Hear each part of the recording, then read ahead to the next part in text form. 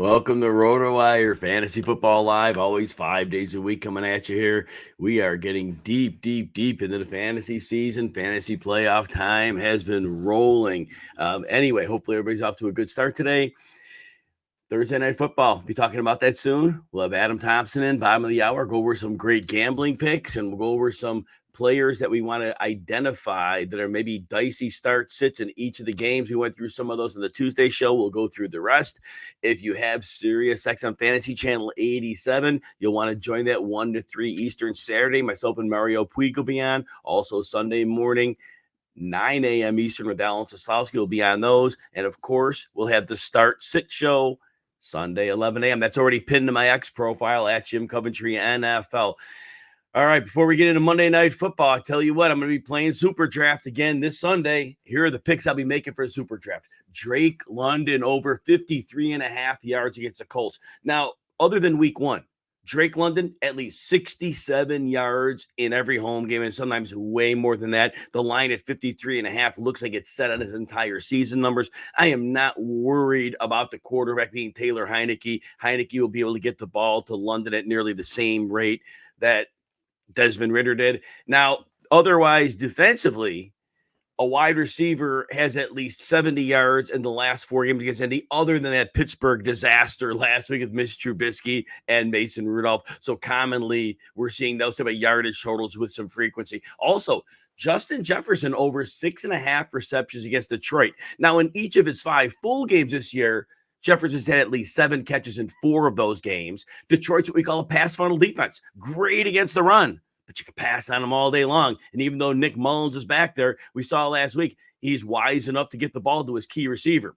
And with Jefferson, in his last 5 games against Detroit, he has at least 7 catches in 4 of those. So all this is trending to him going over 6.5 receptions. Finally, DK Metcalf over 61.5 yards at Tennessee. Now, other than the 2 49er games, which were disasters for Seattle, Metcalf's gone over that in his last 4, non-49ers games. Geno Smith is expected back. And like I said with the Justin Jefferson one, Tennessee is also a pass funnel defense. Now, they're not probably as tough to run on. Tierra Tart's gone. Jeffrey Simmons may not play again, but still, they gang up on the run well. You could pass on them. And the Titans have given them at least a 61-yard total 8 times in their last 7 games. So it's very common, more than one, it's somewhat common, more than one receiver gets it. Now, if you want to play Super Draft, here's our promotion. When signing up with the promo code ROTO, you'll get a free leg to your parlay and a $20 deposit bonus with a first-time deposit of $20 or more. There's also a discount on Thursday for Thursday Night Football. The community votes on which player they want to see discounted. Otherwise, you can win up to 100 times your entry. If you like to swing for the fence, Super Draft has a progressive jackpot player props over 20 grand right now. You got to make 12 picks, get them all right, and you win that jackpot. All right, everybody, Thursday Night Football. Rams 30-22 over the Saints. First thing, Sean McVay, I've said this all year long. He has done a masterful job running his offense. We know he's been a phenomenal coach for many, many years. The one thing I like best, though, is that I've said this before. Earlier in his coaching regime, he had that outside zone going with Todd Gurley. At the time, that took advantage of a lot of the general league defensive concepts. But this year, he kind of realized quickly the league was ganging up very well with light boxes, but shooting gaps and stopping those zone runs. Well, he understood going what we call that duo downhill concept. That has been the one that has worked. So Kyron Williams has been doing extremely well running the system, goes over 100 yards with a touchdown. Don't target him in this game. So for fantasy, you're happy you got the 16.4 points. But it wasn't that huge game, but you can't argue with 16.4 in the fantasy semis. Matthew Stafford, just again, surgical, getting it out, taking advantage of his 2 outstanding receivers. And we'll talk about the third emerging receiver momentarily. But Stafford goes over 300 with a couple touchdowns. I obviously recommended people start him. People worried about the Saints defense. I was saying, first of all, the Saints are good against more traditional passing attacks. When you have Kupp and Nakua schemed open in the varying ways, and the motion and the stacks, This defense was not equipped, and Lattimore was on the IR, so there was never a concern. And again, I always say New Orleans, they may have had some decent road numbers. They're not the same team away from home, and they just don't play with that same ferocity. The pass rush, which is not great as it is, didn't really have a lot of legs. So Stafford, of course, does well. Now Cooper Kupp was disappointing. He had a couple potential touchdowns off his fingertips. 12 targets, led the team, ends up with a 6 for 52. Now, remember, Kupp was coming. First of all, he had done very little from week 7 to 12. He came off a pair of 25-point PPR games. It looked like he hadn't been quite healthy before. The last 2 weeks, he looked healthy, but those numbers could have been there had he caught those touchdown passes. He missed one, and then the next pass goes into Kua for a touchdown. So Kupp kind of lost a touchdown out to him. Now, but with Kupp, obviously we started him. You got 11.2 PPR points on him. It's not what you wanted, but it can't really do it. It wasn't a terrible game. He didn't kill your team. Now, look, I can't get Puka Nacua right to save my life. That's just the way it is. I don't have any rhyme or reason. So, like from week 6 to 12, in 4 of 6 games, he had 7.5 or fewer PPR points. Again, 4 or 6 games. So it was basically more than not during week 6 to 12. He was just wide receiver 3 with upside, of course. And then he comes into this game. His last 2 games, PPR 14 and 10. So, again, nothing special. He ends up getting his 3rd 100-yard game in his last 11. And he just completely destroyed New Orleans.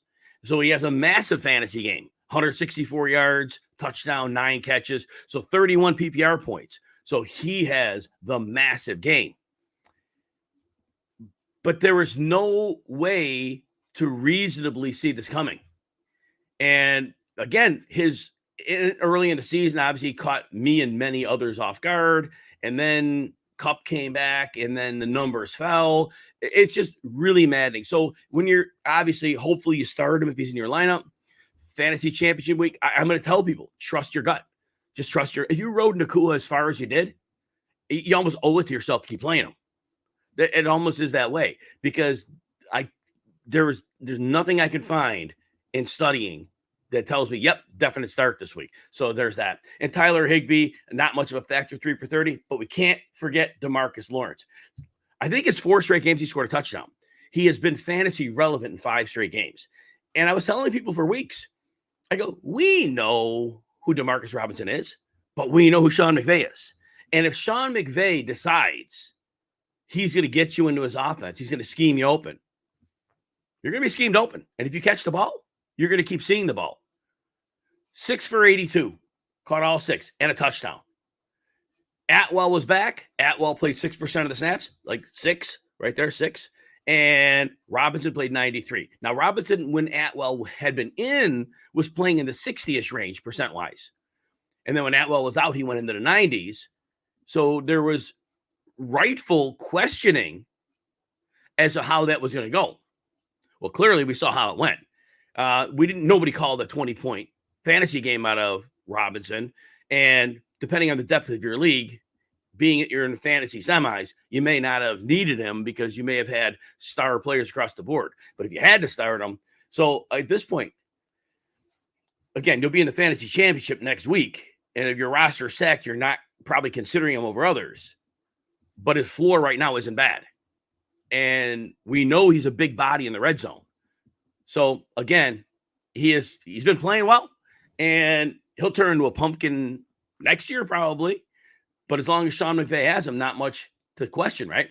The Saints didn't see Derek Carr thrown for 319 and 3. Didn't see that coming. I know the Rams are easier to pass on than to run on. Ryan Ramczyk, the right tackle, was out. That had me nervous. Carr's inability to finish games and get beat up has been problematic. I know the Rams don't have the best pass rush in the world. Aaron Donald certainly does his piece. And against that line, I thought that was going to be problematic. They got so far behind. Garbage time did get Derek Carr there. So if you had to start Derek Carr, it worked out very well.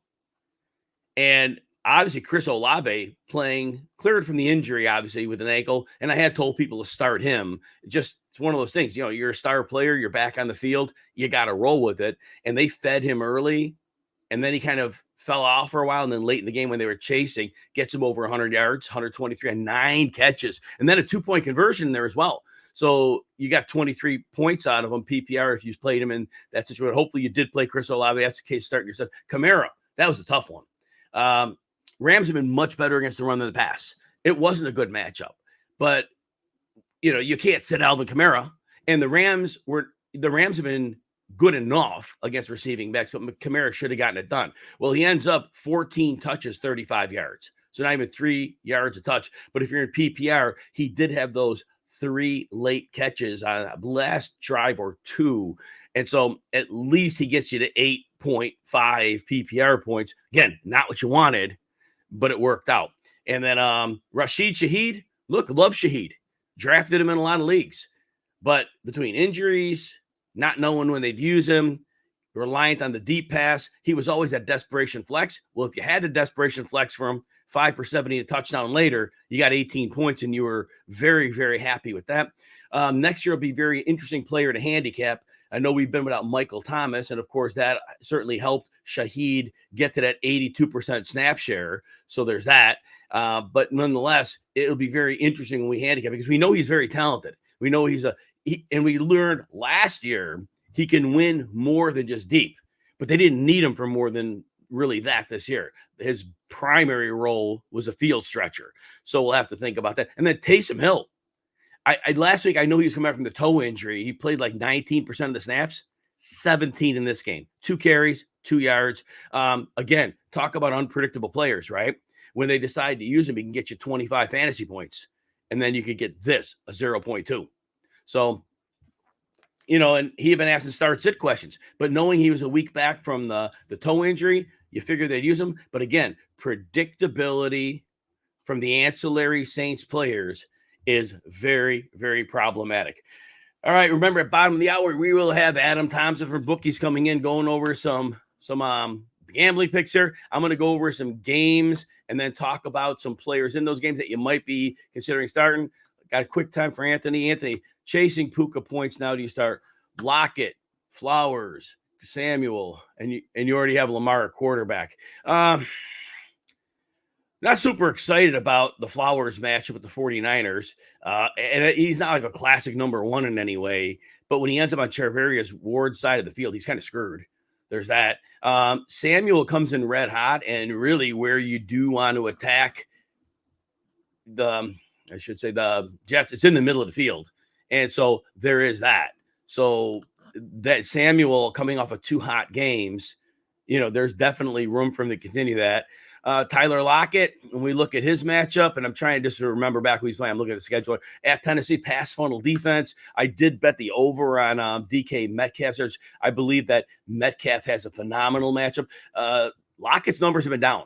Lockett has not been posting big numbers, and Smith and Jigba's eating into that a little bit. So if I'm chasing points, I'm probably looking Curtis Samuel. The safest one of the group for a floor is Lockett, not a high floor. I really don't see a ceiling game here. Just don't see it. It hasn't been there. He might be slowing down a little bit too. But if you're shooting for upside, probably Samuel. No, I'll take one more. I got to get to these start sets. Admiral, start 1 standard. Chandler, yeah, it's a brutal matchup. James Conner, not a good matchup either. Zeke Elliott against Denver. Charbonnet. If Kenneth Walker doesn't play. Tennessee's still very good against the run. And I know Devin Singletary shredded him last week. And part of that, Tierra Tart's gone. Jeffrey Simmons is out. So there is something to that. Look, Elliott was bad last week. Now, Kansas City, Spags coaches a great defense. And he basically went into it with the mindset, Zappy ain't going to beat us, so fine, whatever. And he dealt with Zeke a little bit more. There was some weather in that game, too. This matchup can't be better for Zeke. This is a phenomenal matchup. Denver can't stop running backs. They can't stop receiving backs. Chandler, we love what we saw, but it's so hard. We saw what they did to Javonte Williams last week. And James Conner, I love him. And he's a boom-bust play because he is so good. Bears are playing lights-out defense at home. Elliott has the safest floor with a reasonable ceiling. Conner's your boom-bust play. And then I got to get to my thing. I'll take this last one. I got to get to the content I want to cover here. Green Bay or Chicago? Chicago. Chicago's playing lights out defense. They're at home. I really do expect them to give the Cardinals a whole lot of trouble here. All right, let's get back to the plays. So, first of all, Seahawks Titans. I think the lineup question people will have is Derrick Henry coming off a 20-touch, 10-yard game. 20 touches, 10 yards, a half a yard per touch. He had 4 catches in there. So, PPR, you got your 5 points. So, rightfully, people are terrified. Now, Seattle's not a great run defense, but Seattle certainly comes in looking to load the box because Ryan Tannehill isn't scaring anybody these days. But that said, Derrick Henry, going into that debacle last week, had 5 touchdowns in his last 3. He had 51 combined yards the prior week, and he was solid in yardage games before that. At home, which he was at home last week when he had the debacle, he has been much, much better at home than on the road. As long as you temper expectations, if you're considering Henry an RB2, which it doesn't matter, right? You're putting him in your lineup, and it doesn't matter if he's qualified as an RB1 and RB2. But I think you've got to look at it this way. You got to say the floor is 7 or 8 points, but the ceiling's around 20. He has a good chance of scoring a touchdown here. So I'm probably leaning more toward starting Derrick Henry, even though the bad game, than sitting him. Commanders, Jets. Jahan Dotson. Well, the last 2 games he's played sandwiched by a bye. He had a 2 for 23 on 5 targets. Last week, and potentially a good matchup. 1 for 12 on 1 target. Can't start him right now. They're playing the Jets. He's either going to see DJ Reed or Sauce Gardner. That's coming off a great matchup last week. I don't see a world where you're considering starting Jahan Dotson. Antonio Gibson. I cautioned people, even last week when Brian Robinson was out. I said his role isn't going to change much. He might get an extra target or 2. He didn't. He had 5 targets. That's his normal. Normal's 5 targets a game. So his touch, his carries, they likely won't go up. Chris Rodriguez will be the Brian Robinson role, except maybe some obvious passing downs. Because Robinson did play on some passing downs. They wouldn't put Rodriguez in that boat. So Antonio Gibson, similar to last week. You're going to get your 5 targets. PPR, he has a little bit of a floor, not looking at much of a ceiling. So Antonio Gibson is a low ceiling flex, moderate floor. Logan Thomas right now, you can't start him. It's a good matchup, but in the last 3 games, he's completely fallen off the face of the earth. If you want to take his last 3 games, the bye was in the last 4 weeks, so it's 4 weeks, 3 games. Here's what he has. 3 catches, 27 yards, and 6 targets. Completely fallen off. Whether that's team concept, whether that's him slowing down, he's an aging player, whatever it is, he has not done more than 3.5 PPR points in his last 3 games, which is last month. Can't go into the fantasy playoffs trusting him. The floor is too low. Could he score a touchdown and score 60 and post 60 yards? Yes, he can.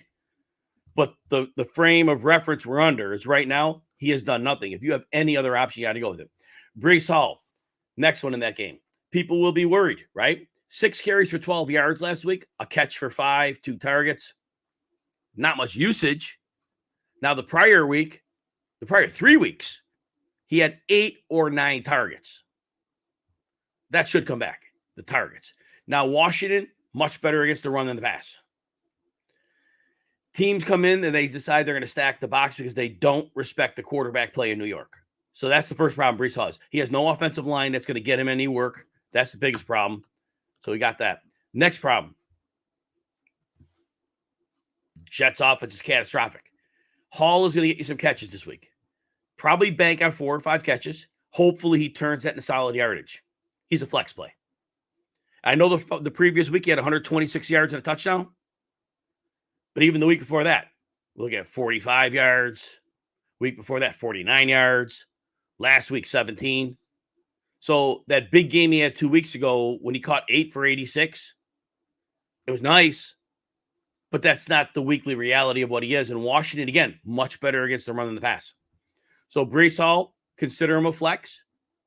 If he has a ceiling game, beautiful. But you got to understand, there's a floor, and that offense gets worse by the week.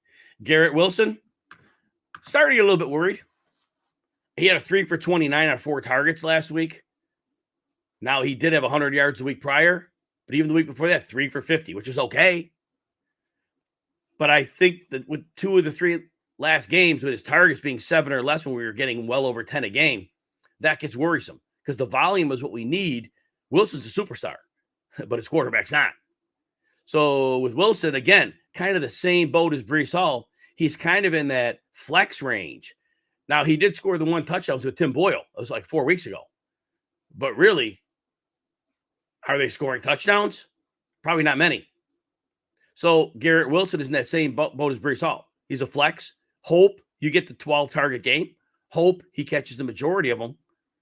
But the recent floor, problematic. Packers-Panthers. Dontavian Wicks. We'll check his status, obviously. Make sure he's going to play. But he was healthy enough last week. He should be good. Jaden Reed, I know, is banged up with a toe. He did practice some. Christian Watson got back to a limited practice. But even when they've all been there, Wicks is good for about 40 yards a game. Wicks has consistently been in the 40-yard range. Now, a couple of weeks ago, he was nicked up. So 2 games ago, he had 2 for 20 on 6 targets, but he was nicked up. But last week, 97 yards. But I think what you count on for Wicks, you count on him for about 3 catches. You count on him for 40, 45 yards. And again, puts him in the flex range. Maybe some potential upside. Panthers are a decent pass defense. They're underrated a bit, but they're not lights out and they're not soft. But Wicks is not going to be a focus of the defense. So again, if you kind of expect the usual out of him and you need him as a flex, fair enough. That's about it. Adam Thielen. Adam Thielen hasn't done a whole lot. Adam Thielen, he had a 74-yard game a couple weeks ago. But other than that, 4 for 43 last week, 3 for 25, 1 for 2. But if there's a week to start him, it's this week. This week against the Packers. We saw it last week against the Bucs. They don't do anything to defend the middle of the field. And where does Adam Thielen live? Middle of the field. Now, I know they're forcing a lot of targets to Jonathan Mingo, but the good news for Thielen is at least he has 7, 7, and 6 targets the last 3 games. So at least he's not getting the double-digit targets he got in that early part of the season when he went off, but he's getting enough targets. And I do think there's a good chance he gets to 60 yards here. There's a moderate chance he scores a touchdown. There's a great chance he catches 4 or 5 passes. PPR, I think he's looking like a wide receiver 3 this week, and there is a little bit of upside. But the matchup's good. The Packers do not like I said earlier, they do not do well in the middle of the field. So there's definitely an advantage there. All right, again, bottom of the hour, we're going to have Adam Thompson for bookies coming in. I'm still going through all these potential start-sit plays to think about, so we'll go there. Continuing on, Browns-Texans. Noah Brown.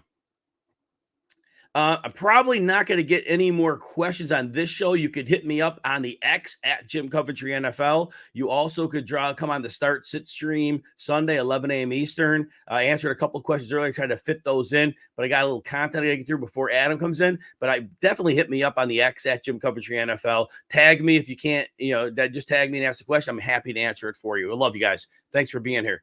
All right. CJ Stroud not expected to play, obviously. Nico Collins had a limited practice, not quite sure how that's going to roll. Noah Brown's the question. Look, people asked me in Start Sit last week about him. He came off of 2 straight goose eggs. I told people, I can't in good conscience tell you to start Noah Brown coming off of 2 goose eggs. They were playing Tennessee. It was a good matchup. But with no Nico Collins and no CJ Stroud, it was like nearly impossible to recommend him. Of course he goes off. 8 for 82 and a touchdown on 11 targets. And he had those 2 games at 140 earlier in the season. This week, a different beast. They're playing the Browns. Now, the Browns, not as great a defense on the road as they are at home. But, man, they're going to bring some heat here on the Texans. Dalvin Tomlinson inside. You got Myles Garrett, and you've got Zadarius Smith on the outside. They're going to put some pressure here. And they play a lot of man defense. I just don't see how Noah Brown's going to outplay any of those 3 corners if he's on a man-to-man. I just don't see an advantage. And with Stroud not playing, again, that's a gut feel call. If you have Noah Brown on your team and you have a gut call, go with it. I cannot find a logical reason to play him. Those 2 goose eggs recently, those are sitting there. They're real. And I just do not see an advantage for him. Cardinals, Bears. Kyler Murray, I've gotten questions on him. I'm nervous to start Kyler Murray here. Bears are playing great defense. Bears are at home. Great defense at home, especially for the Bears. The Bears at home have been playing great defense. And they play well on the road, but they have really come together. Really, the addition of Montez Sweat has really raised the whole level of that entire defense.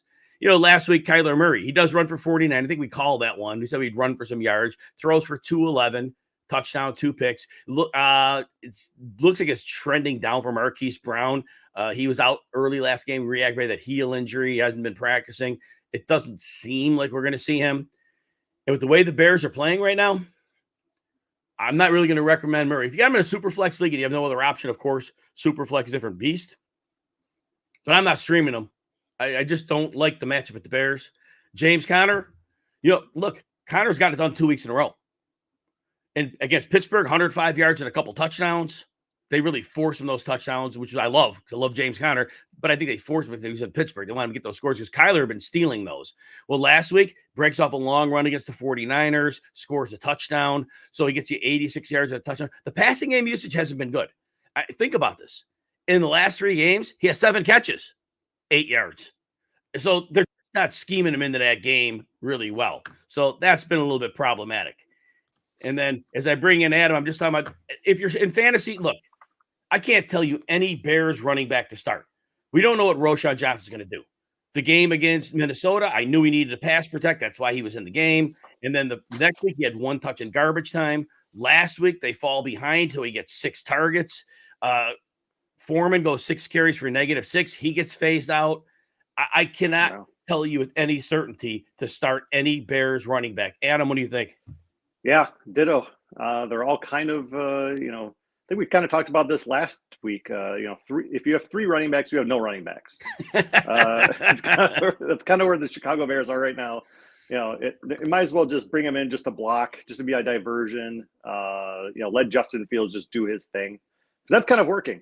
Now the Cardinals are not good against the run. They're not good at stopping running backs. So, but which one do you pick? Right. There's really no great choice there. No, and since we bring that up, and by the way, every Friday we have Adam Thompson coming in from bookies.com, the ATM odds maker handicapper. I tell you, when you listen to people and you're doing your betting, listen to people who are established experts in this area. There's a lot of people spewing out a lot of advice. If you're putting your money on it, you got to look at people who are documented winners, and that's Adam Thompson. Adam Thompson, how are you this week? Good. I'm getting ready for the holidays. I'm excited to kind of take a step back and just watch games for a few days.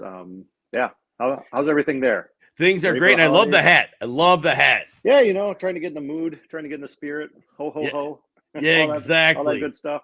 I got the green, so that's half of it. So, that's about the Bet Wisconsin shirt. Well, we're going to talk 5 games here, Adam. And speaking of the aforementioned Cardinals and Bears, this week, again, they're going off on Soldier Field. I mentioned earlier when I was talking about start sits, Bears are playing so much better on defense, especially at home. They're flying around. They're getting good secondary play. Jalen Johnson playing at a very, very high level. The addition of Montez Sweat has really energized the front 7. Cardinals, really an up and down team. Defense, they can't stop the run. They can't stop the pass. They don't pressure. They had some early in the season smoke and mirrors. How are you looking at this game, Adam? Yeah, Arizona, they can be successful if James Conner gets going. He's kind of the key. He takes a lot of pressure off Kyler Murray. Marquise Brown, is he playing? Doesn't look like it. Yeah, it didn't sound like it. And I kind of took this as he's not, unless something changed in the last half hour. But I like the Bears in this one because, like I said, James Conner has to get going for Arizona. Chicago, number 1 in the NFL in fewest rush yards allowed. So that's a good matchup, especially at Soldier Field outside. Yes. It'll be semi-cold. And the Bears offense that you kind of touched on with the running back, it's a pretty listless offense right now.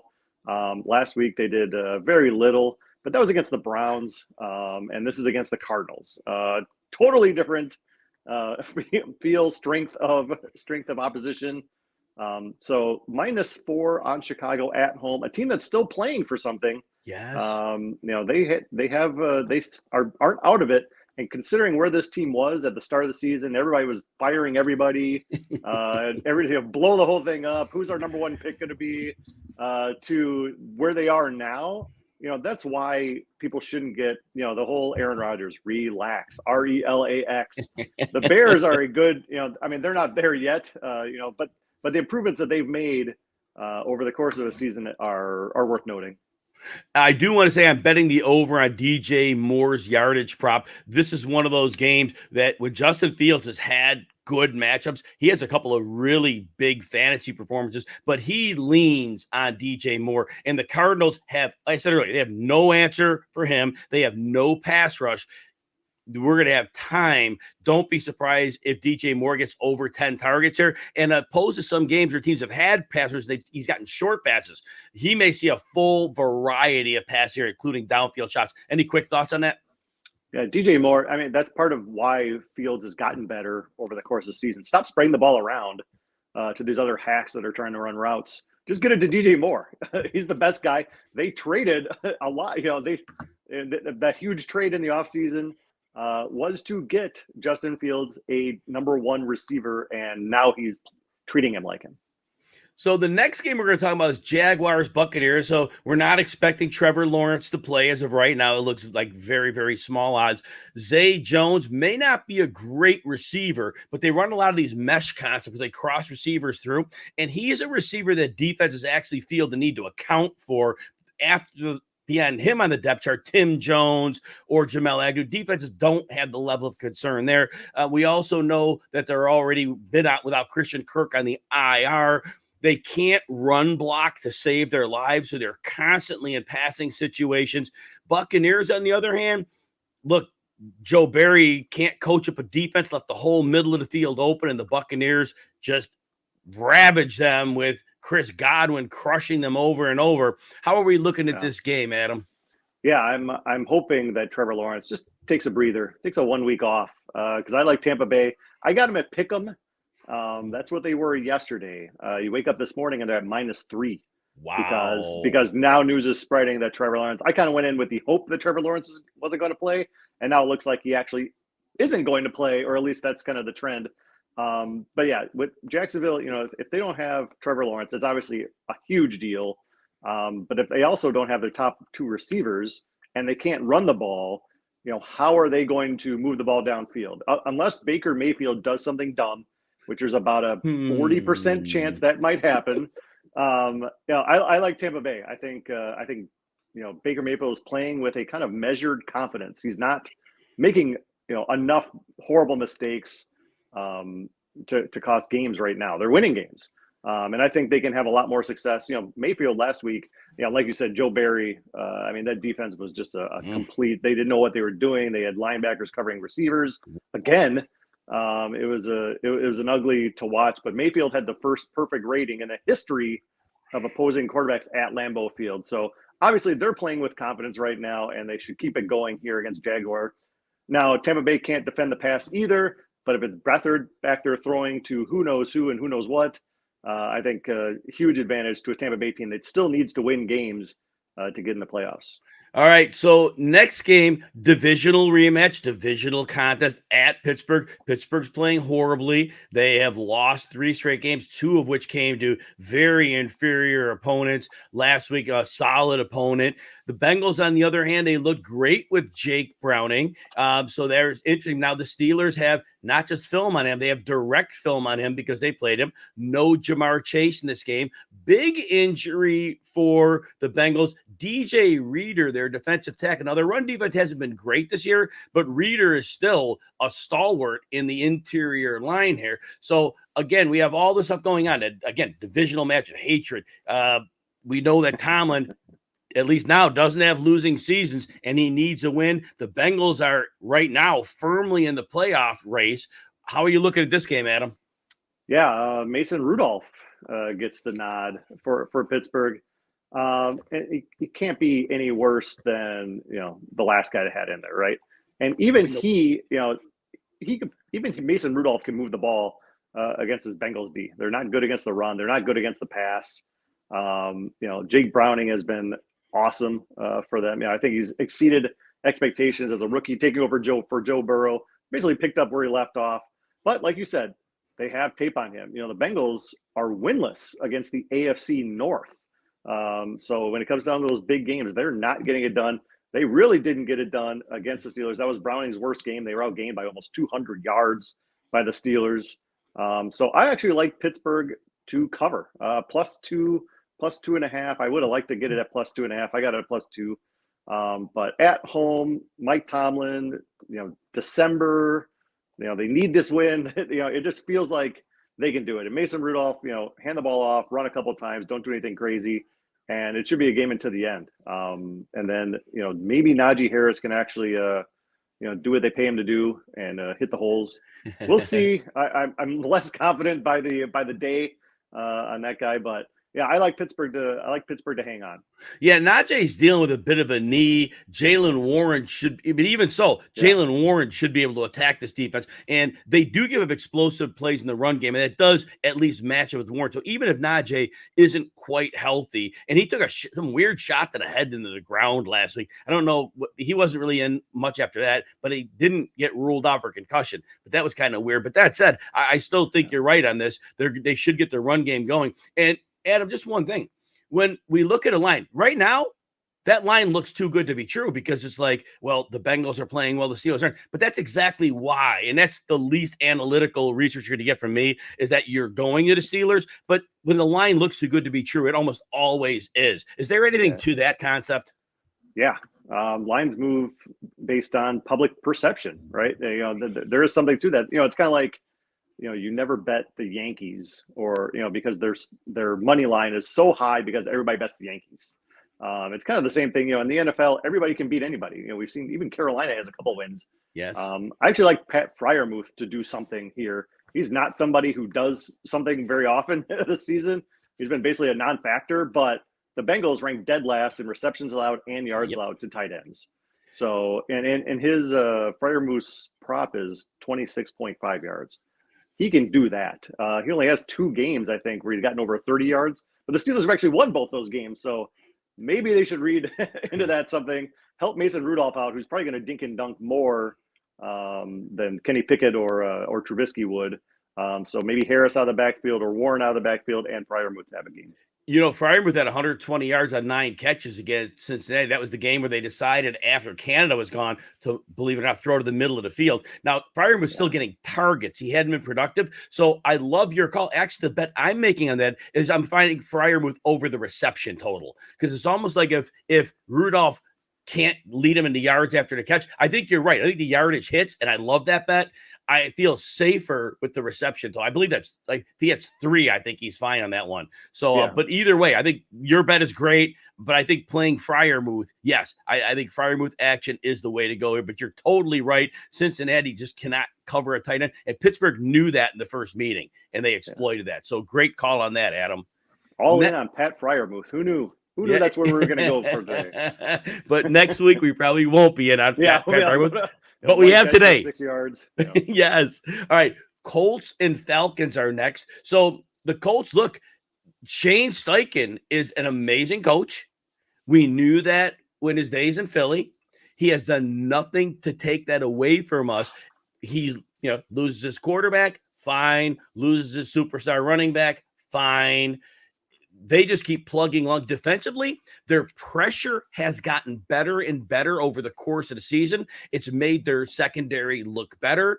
Good. The run defense had fallen through the floor. They got Grover Stewart back from a 6-game suspension 2 weeks ago. That first week, nothing. Last week, it looked like he was back, and they actually were able to slow Pittsburgh down. The Falcons, they do play better at home. I'll give them that. No Desmond Ridder, but coaching wise, it's just an inconsistent mess if you don't know what you're getting. How are you handicapping this game, the Colts and Falcons? Yeah, early, when I thought Michael Pittman may not play, I thought Atlanta -1 at home. Like you said, they play way better at home. Desmond Ridder won't play. Tyler Haneke will. That should eliminate some of the brutal mistakes that Ridder has inflicted upon his own team. And, like you said, the Colts run defense hasn't been great, which plays right into what Atlanta wants to do, assuming they remember Bijan Robinson's on their team. Maybe. But now I've kind of, the more I've looked into it, the more I'm less confident in the Falcons. Coaching first and foremost is a big reason. I actually like the over. I think both these teams are actually going to score. The Colts over has hit 4 straight weeks. Gardner Minshew continues to defy the odds. Pittman is going to play now, which is a big deal. It sounds like he is, at least. He's not officially cleared, but he's been practicing with contact. So I think that means he's probably going to be out there. That's big for Minshew because he's averaged 13 targets a game over the last month. So I think that's big. Indy's ranks still against the run aren't very good. Like I said, Heineke should avoid that turnover, and he's kind of a big play potential guy. So I like the over. I think they're both going to score a lot of points. Yeah, the over is a great call here. Yes, I believe that the Falcons game. But again, at home, that's a major deal. Great call on that one. So the next one is Browns and the Texans. So right now, CJ Stroud's not playing. Nico Collins put in a limited practice Thursday. Not sure if he's coming back from that calf injury. He's missed 2 games. Oh, we're back to a backup quarterback. Browns are on the road. Defense usually not quite as good on the road, but facing a backup quarterback, no Tank Dell, who's been out obviously for weeks and he's done for the year. Browns are going to play heavy man coverage, about 45%, like near the top of the league in that category. They are going to get pressure. Larry Tunsil's a good left tackle. Myles Garrett is Myles Garrett, and they still have Tomlinson on the inside, Zadarius Smith on the other end. Overall, Browns do match up well, but the Texans, Will Anderson, the edge rusher, probably not playing here. He should likely going to miss another game. But overall, there's been a team that knows how to win football games. How are you looking at the Browns Texans? Yeah, I've backed Cleveland a lot this season. Sometimes probably more than I should. They were my Super Bowl pick to get to the Super Bowl. I had Eagles over Browns preseason. That was my pick. Too. They're both still in it.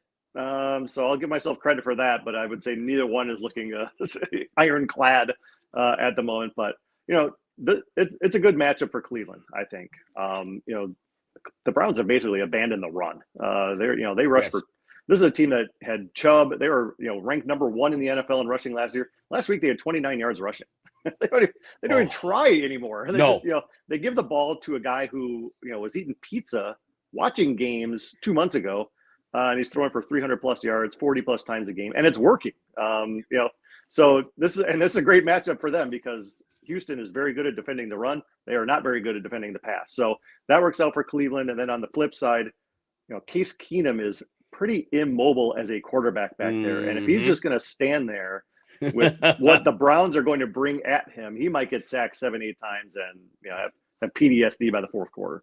And then this game's over. And, I like, they rank, Cleveland, they have those rushers and they get to the quarterback. They rank top 5 in QB pressures.